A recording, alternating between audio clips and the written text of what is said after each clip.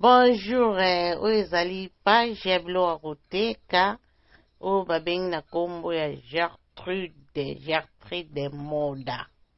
Etekama bachaussure, basapato, mibali basi, bilamba, bataille nyonso, etaille ronde, nyonso oza nango besoin okozwa yango na Gertrude Moda. Soki okei kuna omikomisi okozwa bachaussure ya mibali esuka tina 45 yango mona tindeli bino pub oyo ya Gertrude Moda.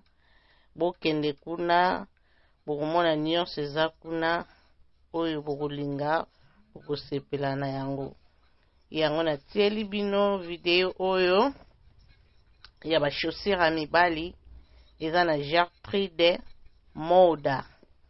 Bokende kose abone kuna kose installe kuna kosomba ezali taille nyonso ya basi na mibali.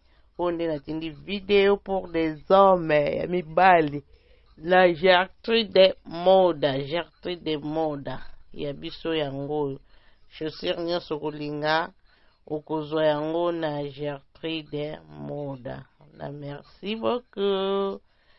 Soko lingi contacte numéro nange ezali na page ya Gertrude Moda. Okomona nyonso oyo eza kuna. Soko lingi ozomona ndenge ezoleka boye okoki kozwa screenshot babenga screenshot na phone na yo. Kangi photo otindeli ngai na Gertrude Moda na korepondre yo vite oyo ezali page na biso moko.